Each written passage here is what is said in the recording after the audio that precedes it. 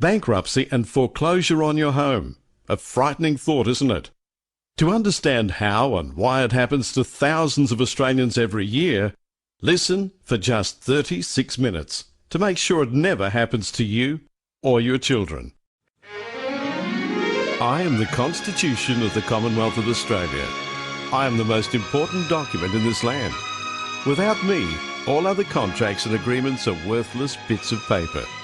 Even your money and the deeds to your home are worthless without my protection. Yes, the very fabric of your free Australian society is vitally dependent upon me. Perhaps you've never heard of me, or if you have, the chances are you know little about me. Why?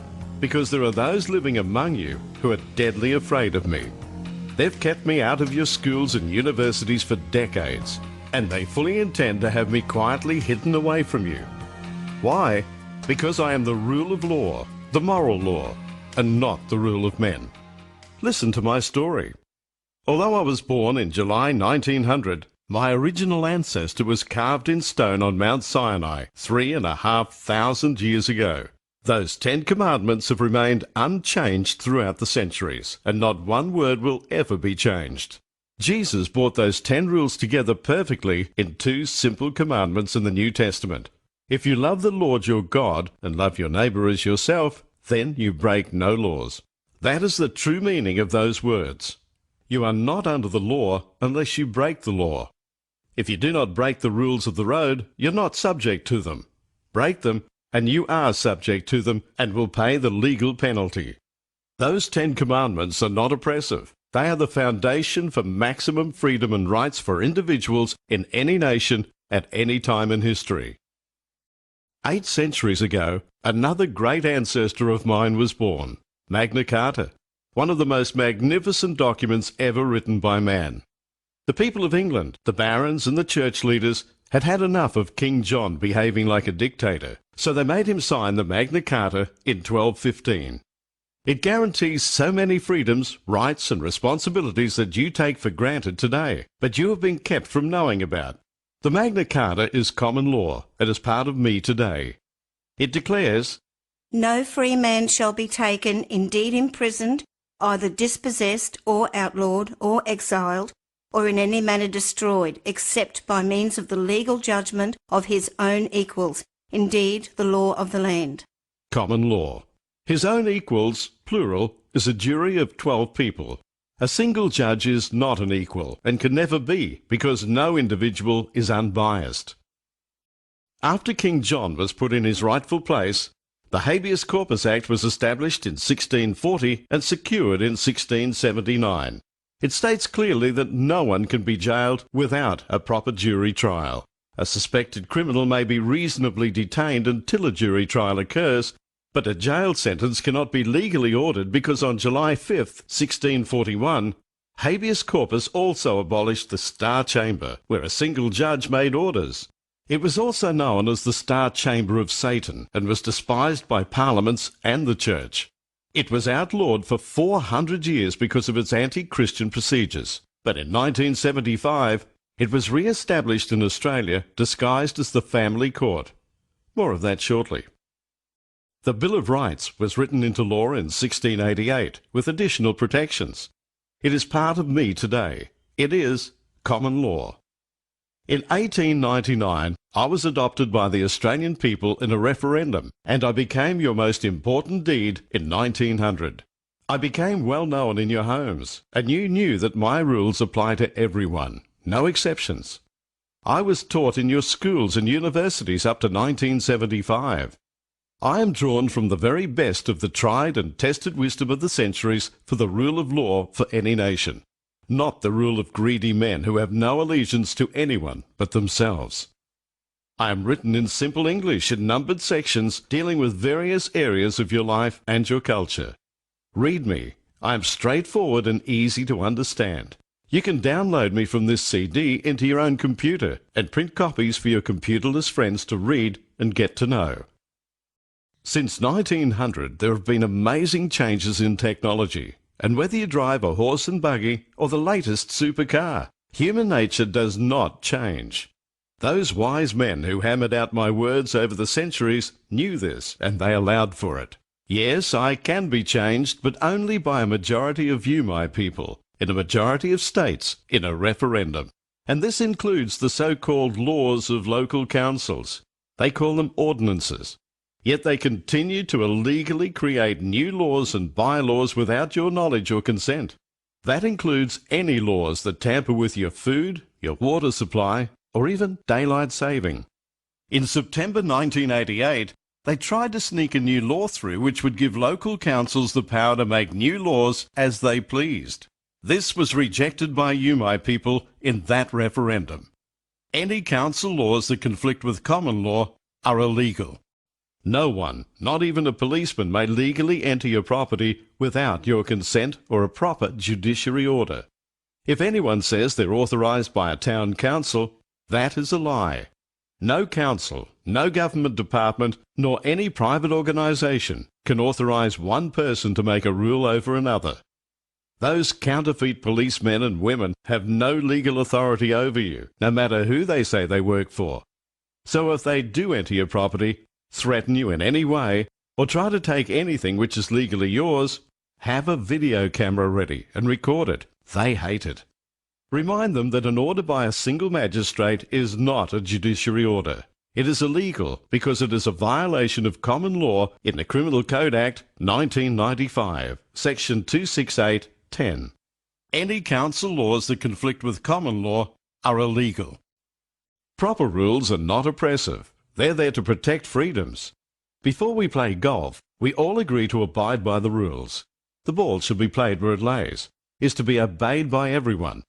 But that rule could be changed, providing we all agree before we play. And so it is with me. There have been minor changes that have been approved by you, the majority of people in a majority of states. But they were minor issues that gave governments no increase in power.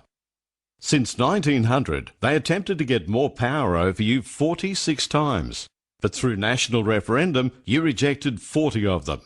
Did you know that in 1932, the Tasmanian government tried to abolish itself and hand over control to Canberra? The wise Governor-General said, "You can't do that. You must ask the people first." You, my people, said no, and a new government was elected. Did you know that in 1975, your Prime Minister, Gough Whitlam, attempted to defraud Section 83 regarding the nation's money supply? The wise Governor-General said, "You can't do that. You must ask the people first." You, my people, said no. The Prime Minister was sacked, and you, my people, endorsed the Governor-General's action. You elected a new government with a landslide majority. The wisdom and dignity is within the office of the Governor-General, who acts on behalf of your non-biased umpire, the Sovereign of the Commonwealth, who cannot be bribed. Now you know why wannabe Republicans seek to abolish our Queen. And don't be deceived by judges and solicitors who will try to tell you that I am not valid today. That is a deliberate lie, and the High Court says so. In 1996, the High Court of Australia, the highest court in the land, Section 71, in what is called the Cable Principle, declared that the Commonwealth remains one and indivisible, just as I do, with only one judicial power, not different rules in each state. Did you know that on September 5th, 2006, in that monumental case of Forge versus Australian Securities and Investments, all 7 High Court judges stated unanimously that your Constitution reigns supreme, that's me, and that all other laws and rules are subject to me. So if any laws conflict with me, they are invalid and illegal. Section 109. When a law of a state is inconsistent with the law of the Commonwealth, the latter shall prevail, and the former shall, to the extent of the inconsistency, be invalid. So you see, my people, that I was hammered out over centuries by wise men who foresaw that evil individuals, organisations, local councils, even governments would try to get around me, to fulfil their power lusts and to line their own pockets. So those wise men built safeguards into me, the most important being your absolute right to trial by a proper jury, not by a single judge. A jury is your right in any court, including the evil family court. No judge, no magistrate, nor any individual has any right to dissolve a marriage or make any orders without the free consent of both spouses, face to face. Sections 79 and 80 are very clear. They state in essence that in any court, the trial on indictment of any offence against any law of the Commonwealth shall be by jury.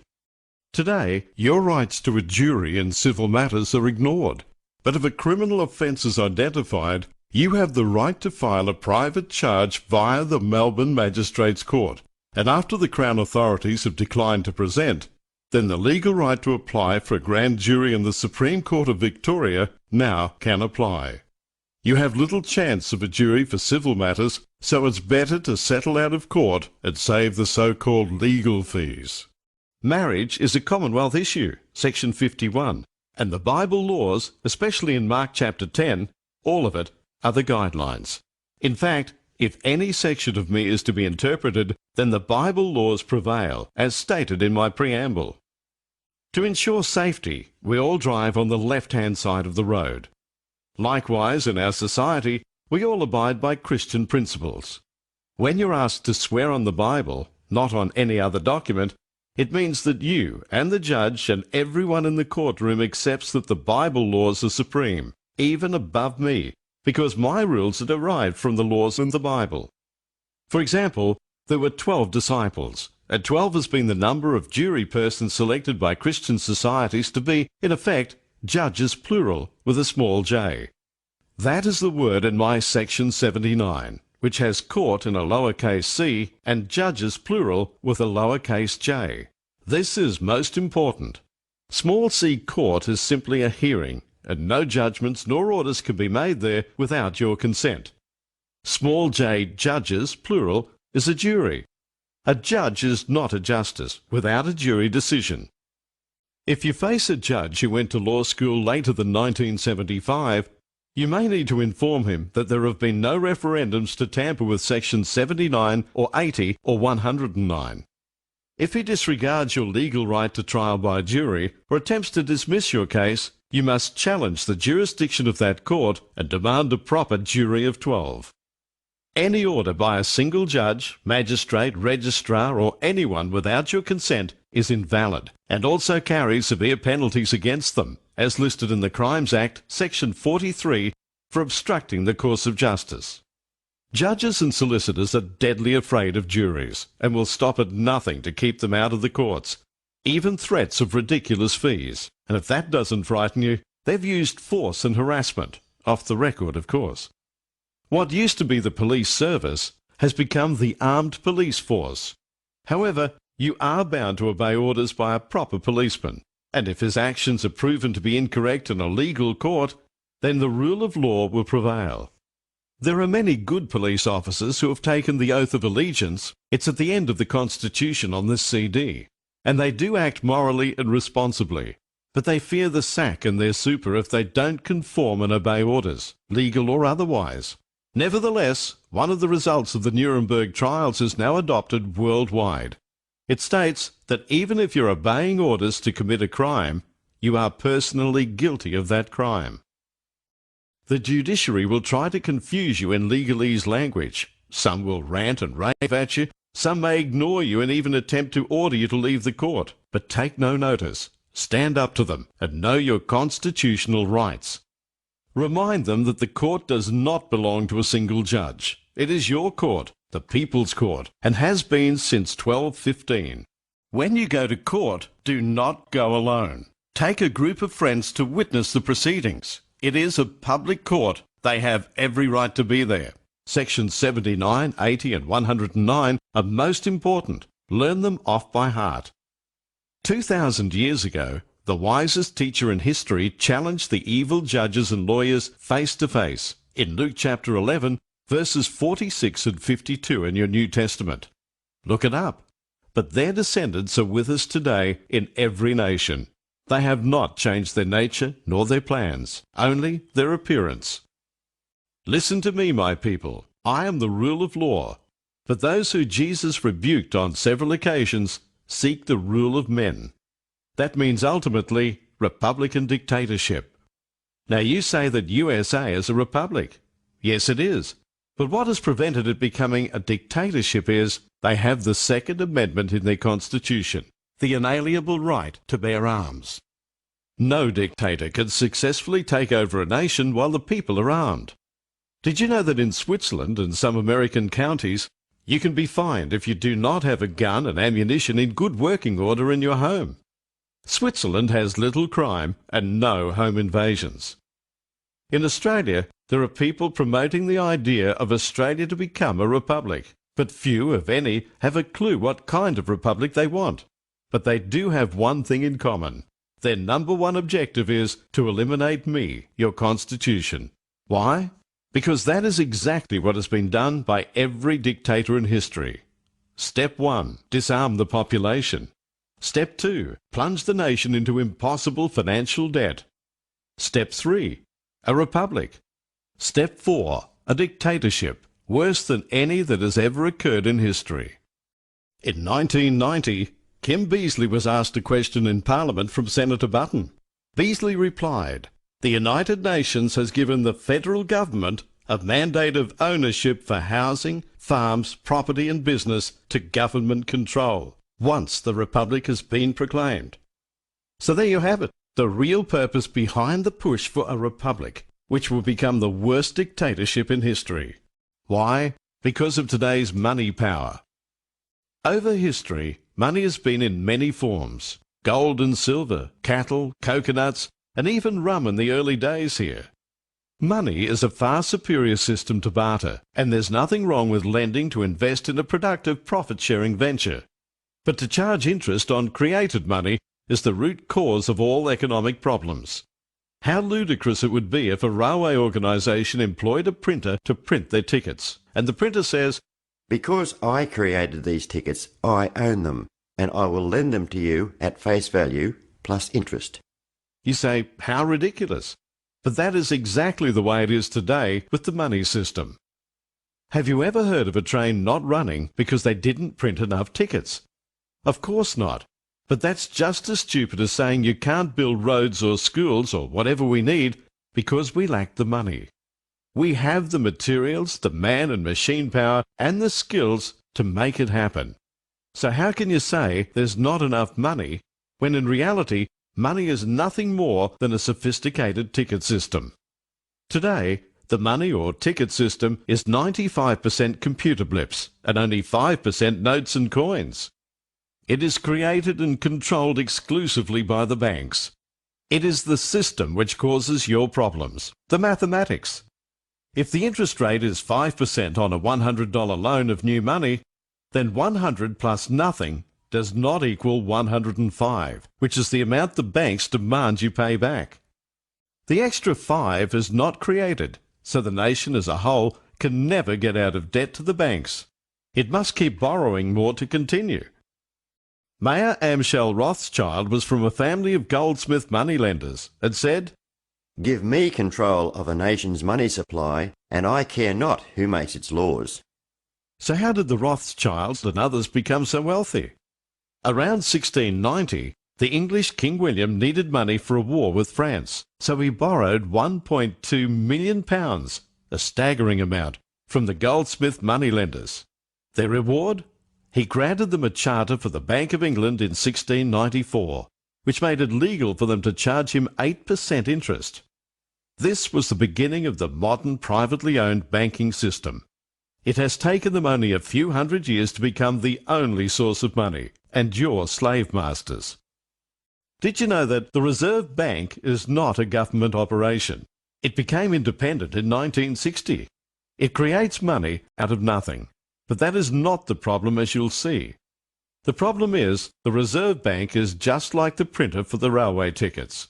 It pretends it owns that new money and lends it to your government with interest on top and takes a mortgage over your taxes. Now you know where a large chunk of your taxes go. Ask yourself or anyone who should know, politician, financial advisor, bank manager, hairdresser or cab driver, they know everything. Ask them, if every nation is in debt, who is the creditor? You'll be dismayed at the answers. Did you know that under my section 51, 4, 12 and 13, Your Prime Minister and your Parliament have the duty and the legal power to solve the so-called money crisis in only a few weeks with no interest and no debt. Governments, and governments alone, not the banks, have the legitimate power to issue the nation's money or credit to represent the real wealth of the nation.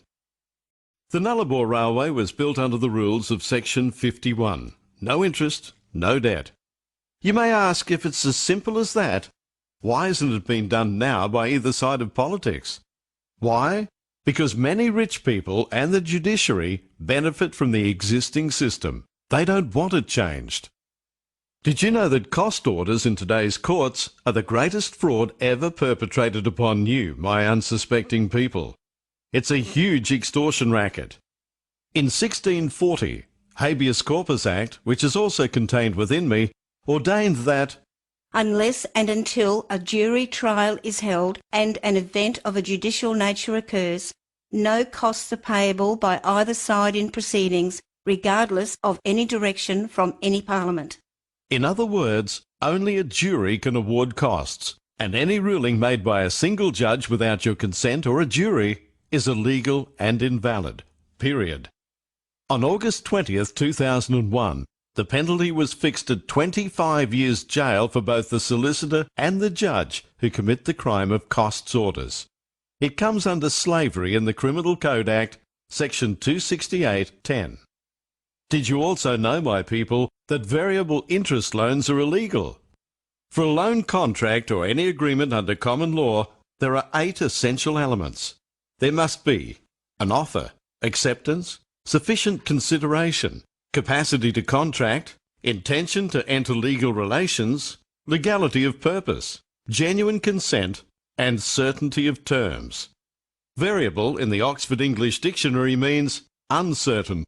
The fraud committed by the banks is contract fraud under common law, the uncertain terms of variable interest.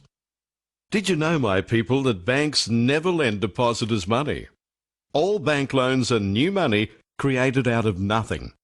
It used to be at the stroke of a pen, but today it is nothing more than electronic blips in their computer system.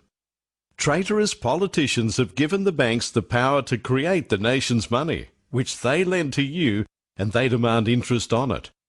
That interest can never be repaid, because it does not exist. The only way you can pay that interest is to get money off someone else who also got it from someone else, but it can ultimately be traced back to a bank loan, which is the only source of money today. Judges and lawyers deny your right to trial by jury, and that is how they prevent the evidence of fraud. They protect the banks who dispossess tens of thousands of families of their homes and property every year, and they are directly responsible for many suicides. It is modern-day slavery. Slavery has long been a sad part of man's history, yet in 1807 it was abolished through the dedicated efforts of one man, William Wilberforce. He had no internet, no CDs, no phones, none of the powerful means of communication you have today. He won the victory in the courts and in the Parliament using the very same laws and rights you still have, and he won the battle against formidable and powerful enemies. How did he do it? As a genuine Christian, he had little interest in sanctimonious gatherings in pews of indifference behind closed doors. Like a true evangelist, he took the message out to the people, and he knew that a jury of 12 who genuinely prayed, "So help me God," is the most powerful weapon against tyranny, fraud, and corruption that you have. This is practical Christianity in action. Slavery has been around a long time. It was abolished by the power of God, not by a flash of lightning miracle, but through informed jurors. But did you know that juries also have the power to overrule and abolish bad laws? Yes, and that includes most of the rules found in an insidious document used by lawyers and judges today. It's called the Uniform Civil Procedures Rules. It is an illegal act passed by traitorous politicians without a referendum and ignored by apathetic churchmen.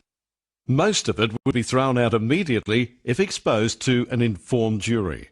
It was dreamed up by solicitors and judges for their own financial gain. They ignore me completely. and most of their 600 or so rules are in direct conflict with both my Section 109 and Section 15A of the Act's Interpretation Act, and yet they are continually changing their rules. That evil document is based on the lie that a single judge can make orders without your consent or without a jury, just like Big Bad John, King John. Section 109. When a law of a state is inconsistent with the law of the Commonwealth, the latter shall prevail, and the former shall to the extent of the inconsistency be invalid. Remember sections 79 and 80 regarding single judges and juries? Now do you understand why they're so afraid of me, and especially juries?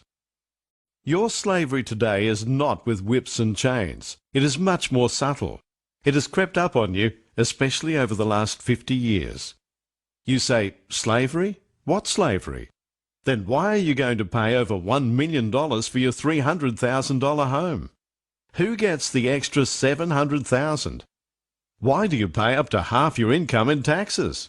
If you don't pay, they'll fine you or jail you. And you say you're not a slave? Please don't say that all your taxes are used to run the country. A major chunk of your tax tribute is to pay the interest on government debts to the bank. Did you know that in 1920, taxation was only 2.5%? You are slaves today to public debt, inflation, bankruptcies which can result in suicides, and foreclosures on your homes and small businesses. How would you like to buy your $300,000 home under a proper money system?